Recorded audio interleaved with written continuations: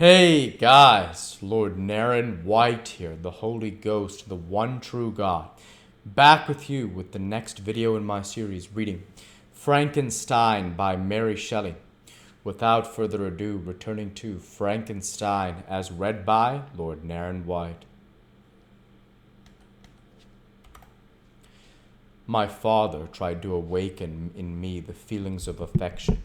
He talked of Geneva, which I should soon visit, of Elizabeth and Ernest, but these words only drew deep groans from me. Sometimes, indeed, I felt a wish for happiness, and thought with melancholy delight of my beloved cousin, or longed with a devouring maladie du pays to see once more the blue lake and rapid Rhone that had been so dear to me in early childhood.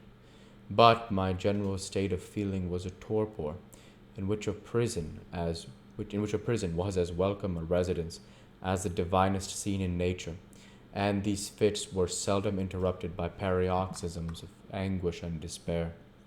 At these moments I often endeavored to put an end to the existence I loathed, and it required unceasing attendance and vigilance to restrain me from committing some dreadful act of violence. Yet one duty remained to me, the recollection of which finally triumphed over my selfish despair. It was necessary that I should return without delay to Geneva, there to watch over the lives of those I so fondly loved, and to lie in wait for the murderer, that if any chance led me to the place of his concealment, or if he dared again to blast me by his presence, I might with unfailing aim put an end to the existence of the monstrous image which I had endued with the mockery of a soul still more monstrous. My father still desired to delay our departure, fearful that I could not sustain the fatigues of a journey, for I was a shattered wreck, the shadow of a human being. My strength was gone. I was a mere skeleton, and fever night and day preyed upon my wasted frame. Still, as I urged our leaving Ireland with such inquietude and impatience, my father thought it best to yield. We took our passage on board a vessel bound for Havre de Grace, and sailed with a fair wind from the Irish shores. It was midnight. I lay on the deck looking at the stars and listening to the dashing of the waves. I hailed the darkness that shut Ireland from my sight, and my pulse beat with a feverish joy when I reflected that I should soon see Geneva. The past to me appeared in the light of a frightful dream. Yet the vessel in which I was, the wind that blew me from the detested shore of Ireland, and the sea which surrounded me told me too forcibly that I was deceived by no vision, and that Clerval, my friend and dearest companion, had fallen a victim to me and the monster of my creation. I repassed in my memory my whole life, my quiet happiness while residing with my family in Geneva, the death of my mother, and my departure for Ingolstadt. I remembered, shuddering, the mad enthusiasm that hurried me on to the creation of my hideous enemy, and I called to mind the night in which he first lived. I was unable to pursue the train of thought.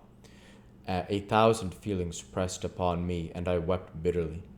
Ever since my recovery from the fever, I had been in the custom of taking every night a small quantity of laudanum, for it was by means of this drug only that I was able to gain the rest necessary for the preservation of life. Oppressed by the recollection of my various misfortunes, I now swallowed double my usual quantity, and soon slept profoundly. But sleep did not afford me respite from thought and misery. My dreams presented 1,000 objects that scared me. Towards morning, I was possessed by a kind of nightmare. I felt the fiend's grasp in my neck, and could not free myself from it. Groans and cries rang in my ears. My father, who was watching over me, perceiving my restlessness, awoke me. The dashing waves were around, the cloudy sky above. The fiend was not here. A sense of security, a feeling that a truce was established between the present hour and the irresistible, disastrous future imparted to me a kind of calm forgetfulness of which the human mind is by its structure peculiarly susceptible. Chapter 22. The voyage came to an end. We landed and proceeded to Paris. I soon found that I had overtaxed my strength and that I must repose before I could continue my journey. My father's care and attentions were indefatigable, but he did not know the origin of my sufferings and sought erroneous methods to remedy the incurable ill. He wished me to seek amusement in society. I abhorred the face of men. Oh, not abhorred. They were my brethren, my fellow beings, and I felt attracted even to the most repulsive among them, as to creatures of an angelic nature and celestial mechanism. But I felt that I had no right to share their intercourse. I had unchained an enemy among those whose joy it was, whose joy it was to shed their blood and to revel in their groans. How they would, each and all, abhor me and hunt me from the world did they know my unhallowed acts and crimes which had their source in me.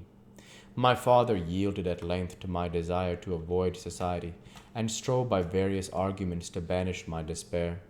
Sometimes he thought that I felt deeply the degradation of being obliged to answer a charge of murder, and he endeavored to prove to me the futility of pride. Alas, my father, said I, how little do you know me! Human beings, their feelings and passions, would indeed be degraded if such a wretch as I felt pride. Justine, poor unhappy Justine, was as innocent as I, and she suffered the same charge. She died for it, and I am the cause of this. I murdered her. William, Justine, and Henry, they all died by my hands. My father had often during my imprisonment heard me make the same assertion. When I thus accused myself, he sometimes seemed to desire an explanation, and at others he appeared to consider it as the offspring of delirium, and that during my illness some idea of this kind had presented itself to my imagination, the remembrance of which I preserved in my convalescence. I avoided explanation and maintained a continual silence concerning the wretch I had created.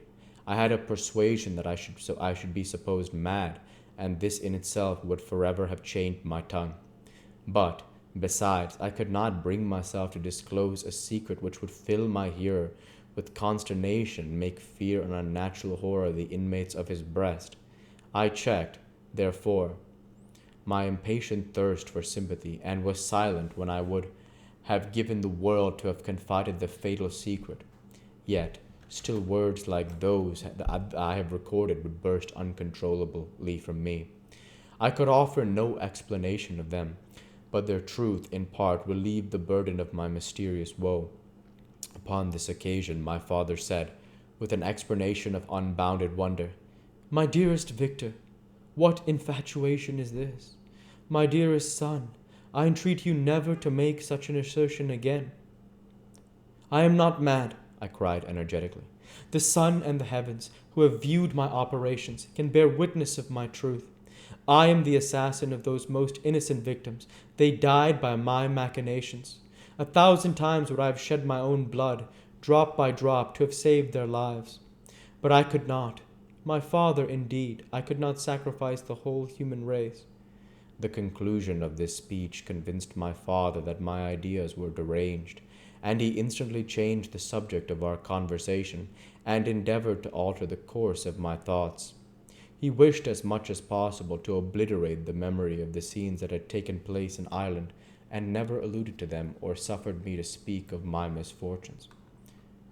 As time passed away, I became more calm. Misery had her dwelling in my heart. But I no longer talked in the same incoherent manner of my own crimes. Sufficient for me was the consciousness of them.